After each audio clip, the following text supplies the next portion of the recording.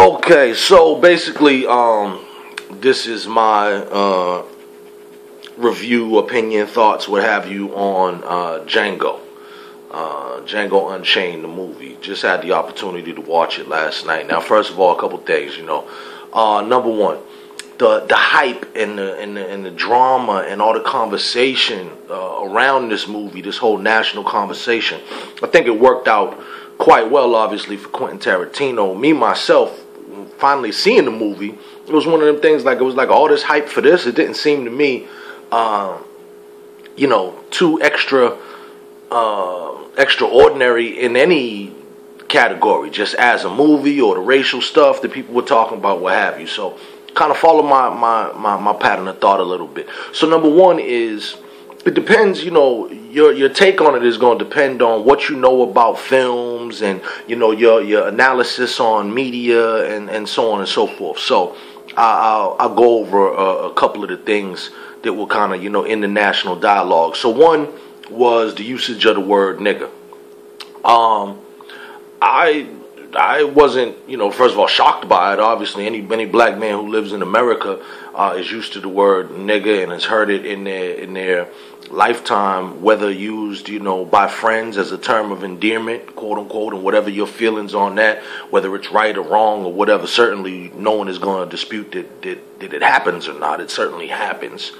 Or the direct, traditional way of usage of the word nigger, which is, obviously the racist way, many of us will call it as a straight racial slur, particularly those who grew up in my time frame when racial tensions were, high, particularly in a place like where I live in Boston.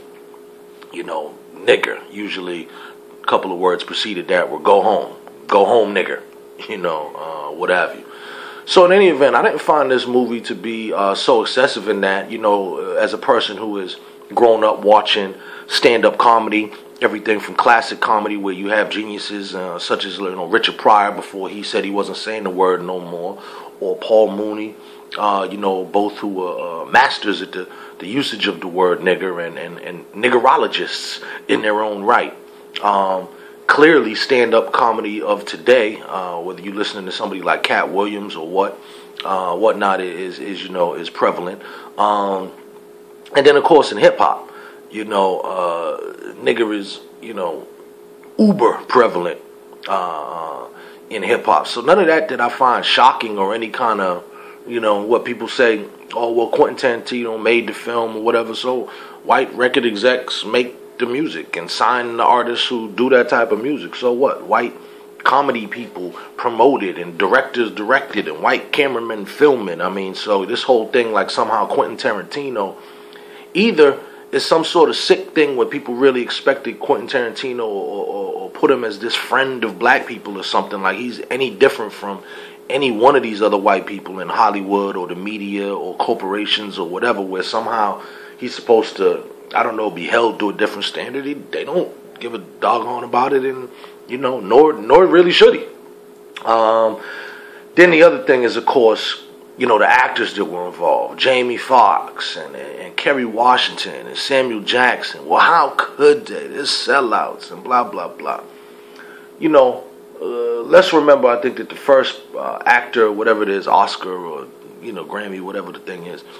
First black actor that was recognized by the quote-unquote, or the Academy Awards, I think it was, recognized by the Academy, was the black woman who famously portrayed the slave in Gone with the Wind, or the mammy, or whatever you want to call it, Oh, ma'am, I don't know nothing about birthing no babies, and all that type of stuff. So there's a long history of, actors and comedians who, took on these roles, whether Stepin Fetchit or what have you. And then really we need to preface, and I should have said this at the beginning, this entire conversation, really, if you haven't done the basic due diligence of watching films like Classified X by Melvin Van Peebles, who is, a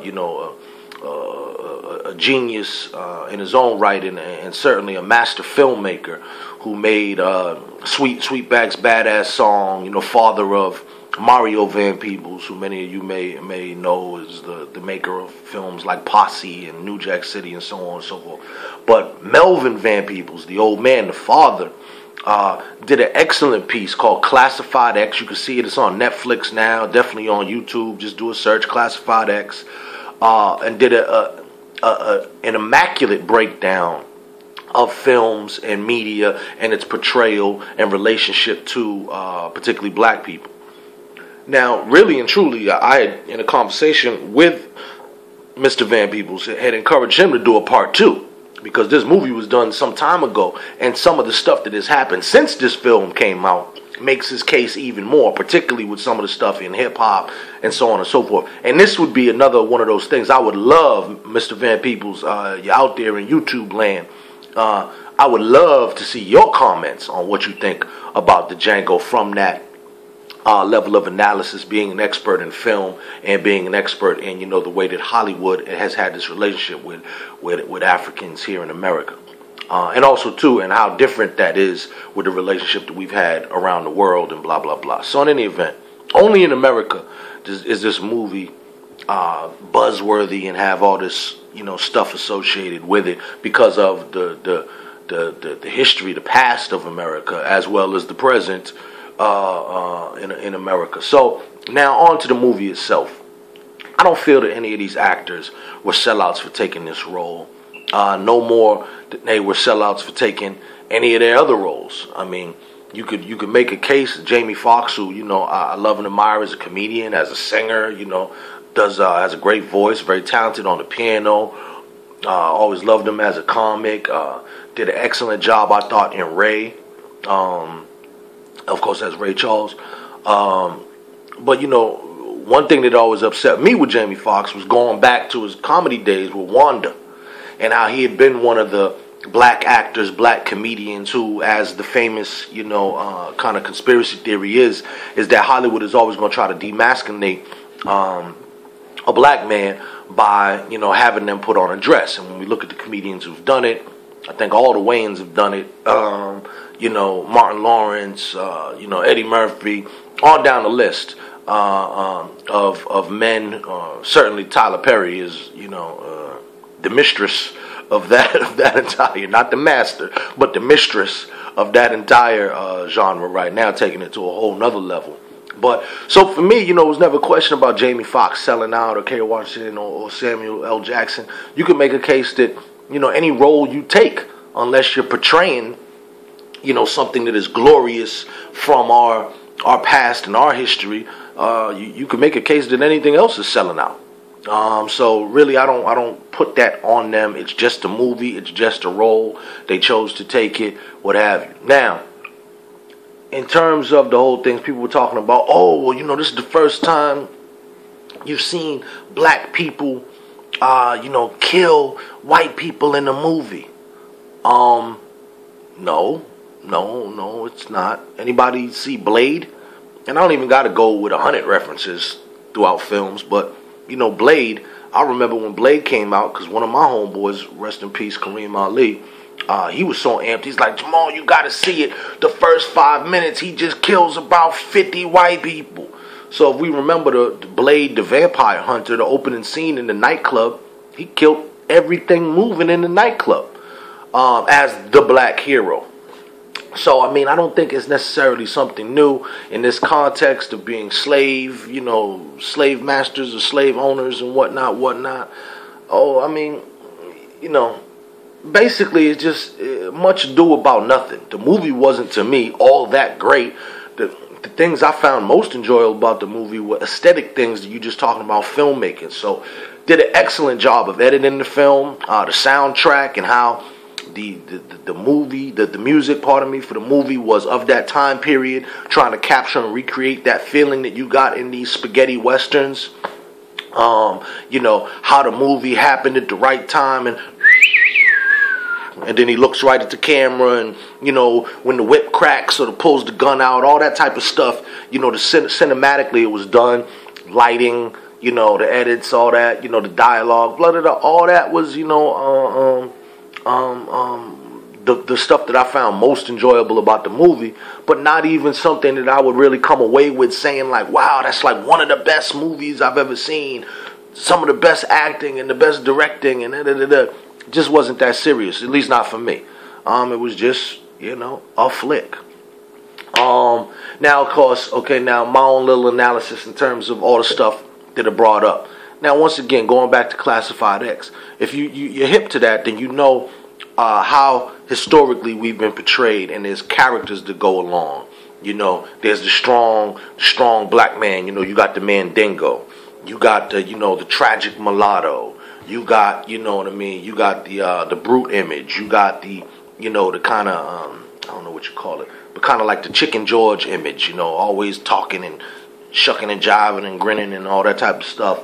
But most prevalent, I thought, throughout the movie is that the movie, to me at least, was not about Django. The movie was about the white people. It was about the white man who hooked Django up and taught him the good ways of how to be, good and all this type of stuff. And then, the villainy of the white man, played by Leonardo DiCaprio, the plantation owner, who, even in his villainy, was still shown like, when you watching Batman, you got Batman and you got the Joker. Joker has just as many fans as Batman does. Regardless of the fact that he's evil, he's still put up in a light as you have to do your villain to make these villains, hateable enough to be likable, if that makes sense. To be popular. People love a villain. And, I think in this movie, there were a couple of villains. I mean, the society that was framed in the time period was villainous in and of itself just because of the moral and social codes at the time. So that was always in the backdrop.